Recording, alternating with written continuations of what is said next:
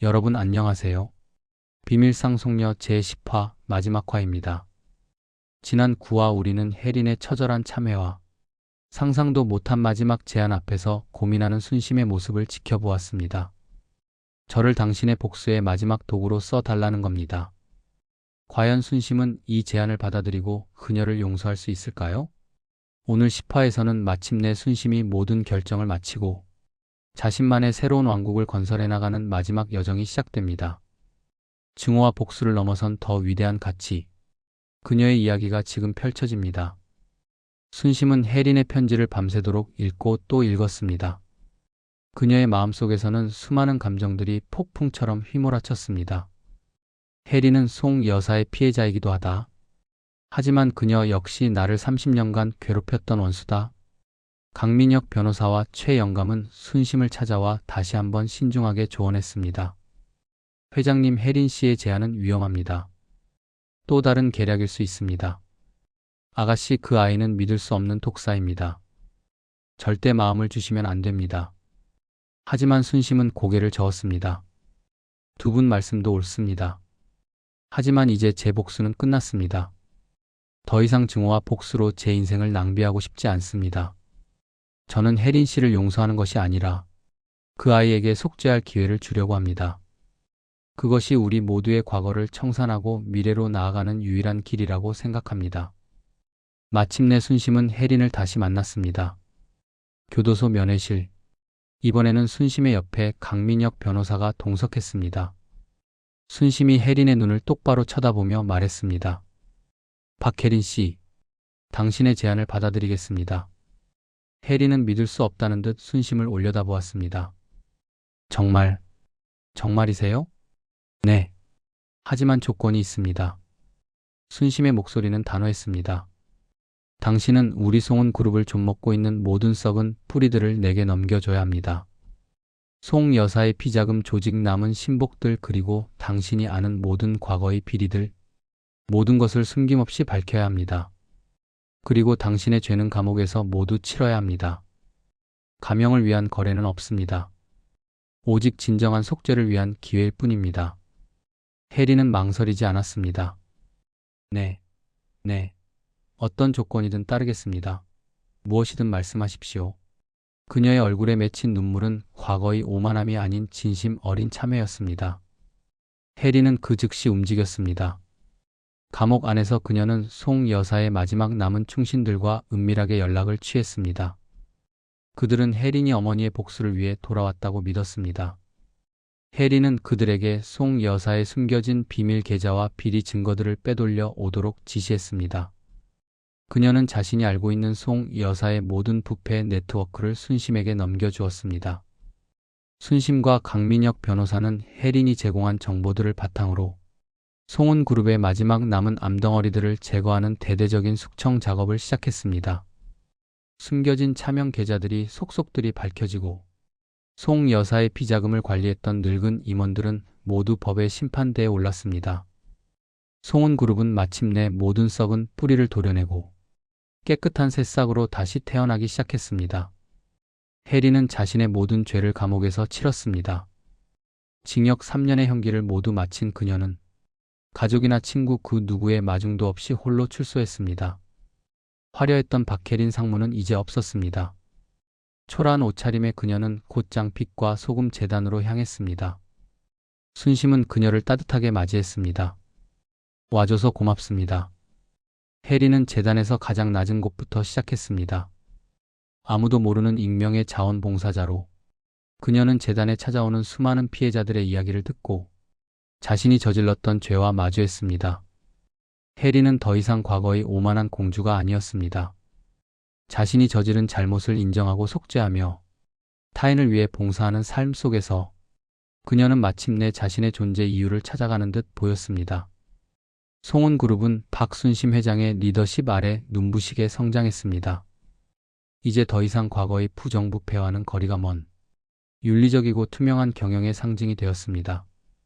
빛과 소금 재단 역시 순심의 진심과 노력 덕분에 기업 범죄 피해자들의 희망의 등대가 되었습니다. 어느 날 순심은 최 영감과 함께 재단의 활동 보고서를 검토하고 있었습니다. 회장님 재단 덕분에 많은 분들이 새로운 삶을 살게 되었습니다. 최 영감은 순심의 손을 잡으며 말했습니다. 이제 정말 모든 것이 제자리를 찾은 것 같군요. 아가씨도 이제 좀 쉬셔야 합니다. 순심은 창밖을 바라보았습니다. 모든 복수는 끝났고 자신의 왕국도 바로 세웠고 혜린 역시 속죄의 길을 걷고 있습니다. 이제 그녀는 정말 행복할 수 있을까요? 바로 그때 그녀의 눈에 익숙한 뒷모습 하나가 들어왔습니다. 재단의 가장 구석진 곳에서 묵묵히 청소하고 있는 한 여인, 혜린이었습니다. 그녀는 여전히 조용히 자신의 죗값을 치르고 있었습니다. 순심은 그녀를 말없이 바라보았습니다. 그녀의 마음속에서 이제 증오라는 감정은 완전히 사라진 듯 했습니다. 남은 것은 과거의 모든 아픔과 상처를 품에 안고 미래를 향해 나아가야 할 또 다른 길에 대한 고민뿐이었습니다. 어쩌면 진정한 복수는 용서 그 자체일지도 모른다는 작은 깨달음과 함께 순심은 자신의 왕국을 바로 세웠습니다. 혜리는 자신의 죄를 속죄하며 새로운 삶을 시작했습니다. 이제 모든 것이 평화로워질 것만 같았습니다. 그로부터 몇 년의 시간이 흘렀습니다. 혜리는 이제 재단의 핵심 인물이었습니다. 더 이상 과거의 오만한 공주가 아닌 겸손하고 진심 어린 자세로 피해자들의 상처를 보듬고 있었습니다. 그녀의 얼굴에는 과거에는 찾아볼 수 없었던 진정한 평화가 깃들어 있었습니다. 순심은 이 모든 것을 지켜보며 깊은 보람을 느꼈습니다. 자신의 복수는 단순히 악인을 처벌하는 것을 넘어 세상을 더 나은 곳으로 바꾸어 놓은 것입니다. 하지만 평화는 오래가지 못했습니다. 어느 날 송은그룹의 적대적 인수 합병 제안이 날아왔습니다. 제안을 한 곳은 국제적인 투자 자본인 블랙 피닉스 캐피탈. 그들의 목표는 송은그룹을 인수하여 순심이 만들어 놓은 모든 개혁을 무효로 돌리고 그룹의 알짜 자산들을 헐값에 팔아넘겨 막대한 차익을 남기는 것이었습니다. 그들의 배후에는 송 여사와 악연이 있었던 또 다른 거대 재벌 그룹이 있었습니다. 블랙 피닉스 캐피탈의 공격은 상상 이상으로 집요하고 무자비했습니다. 송은그룹은 다시 한번 존폐의 위기에 처했습니다. 강민혁 변호사와 최 영감은 순심에게 조언했습니다. 회장님, 저희는 모든 것을 걸고 싸울 겁니다. 하지만 상대는 우리와 차원이 다릅니다. 지금 저희에게 필요한 것은 그들의 약점을 파고들 수 있는 결정적인 정보입니다. 그때 혜린이 순심의 앞에 나타났습니다. 회장님, 제가 돕겠습니다. 순심은 혜린을 의심스러운 눈으로 바라보았습니다. 당신이 뭘 도울 수 있죠? 제 어머니 송 여사는 살아생전 다른 재벌 그룹들의 약점을 모아둔 블랙북을 가지고 있었습니다. 이름 그대로 세상에 드러나면 대한민국 재계를 뒤흔들 만한 비리들이 낱낱이 기록되어 있었습니다. 어머니는 그 책을 최후의 보루로 여기고 아무도 모르는 곳에 숨겨두었습니다. 그 위치를 아는 사람은 어머니와 저뿐입니다. 혜리는 순심에게 그 블랙북을 넘겨주겠다고 제안했습니다. 그 책을 이용하면 블랙 피닉스 캐피탈의 배후를 흔들 수 있습니다. 하지만 그 안에는 저희 송은그룹과 관련된 과거의 추악한 비리들도 담겨 있습니다. 그것을 공개하면 송은그룹도 상당한 피해를 입게 될 것입니다. 순심은 깊은 고민에 빠졌습니다. 악마의 무기를 사용하여 또 다른 악마와 싸울 것인가? 그것은 정의로운 싸움이 될 수 있을까? 순심은 강민혁 변호사와 최 영감에게 조언을 구했습니다. 강 변호사는 회의적인 표정으로 말했습니다. 회장님, 정의는 정의로 싸워야 합니다. 저희도 그 책의 정보를 이용하면 블랙 피닉스 캐피탈을 무너뜨릴 수 있을 겁니다. 하지만 그렇게 얻은 승리는 과연 정의로운 승리라고 할 수 있을까요? 하지만 해리는 단호했습니다. 이건 싸움이에요. 악마와 싸우려면 악마의 무기도 필요할 때가 있습니다. 블랙 피닉스 캐피탈은 단순한 기업이 아닙니다. 그들은 우리 사회를 좀먹는 기생충이에요. 그들을 제거하지 않으면 송은그룹은 물론 우리가 지켜온 모든 것이 사라질 겁니다. 순심은 밤새도록 고민했습니다. 과연 어떤 선택이 진정한 정의일까? 마침내 순심은 결정을 내렸습니다. 그녀는 혜린에게 블랙북의 위치를 알려달라고 했습니다. 혜린은 순심을 안내하여 송 여사가 생전 아꼈던 난초 화분 아래 숨겨진 작은 금고에서 블랙북을 꺼냈습니다. 그 책은 송 여사의 마지막 저주이자 동시에 순심의 마지막 무기가 되었습니다. 순심은 블랙북의 모든 내용을 공개하지 않았습니다. 대신 블랙 피닉스 캐피탈의 핵심 인물이 과거 송은 그룹의 비리를 이용해 불법적인 자금 세탁을 했다는 결정적인 증거만을 선별하여 금융 당국과 언론에 제보했습니다. 그것은 블랙 피닉스 캐피탈의 발목을 잡았고 그들의 적대적 인수 합병 시도를 중단시켰습니다. 송은 그룹은 다시 한번 위기에서 벗어났습니다. 모든 것이 평화를 찾았습니다. 순심은 송 여사가 수감된 의료 교도소를 찾아갔습니다. 송 여사는 더 이상 눈물도 흘리지 않는 완벽한 식물인간 상태였습니다.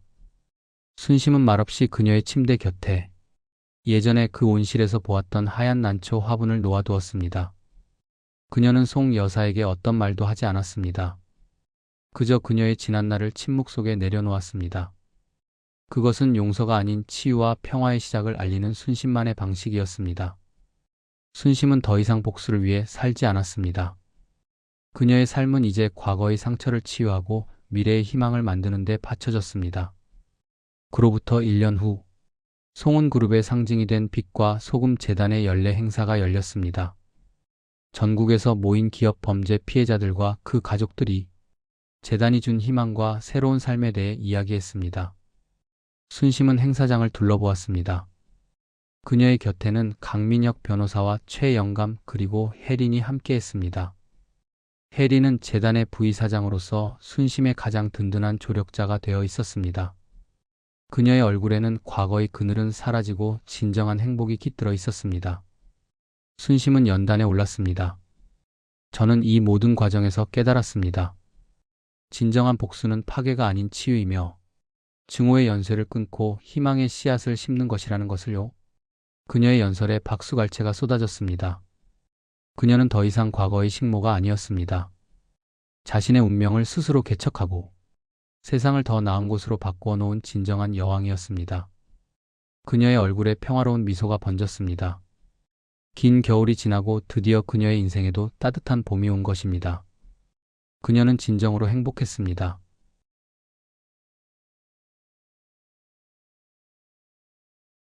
여러분, 비밀상 송녀 이야기는 오늘로 대단원의 막을 내립니다. 한 여인의 기구한 운명과 처절한 복수 그리고 증오를 넘어선 용서와 희망에 대한 긴 여정. 이 이야기에 함께 해주신 모든 분들께 진심으로 감사드립니다. 저는 다음 이야기에서 더 큰 감동과 재미로 찾아뵙겠습니다. 감사합니다.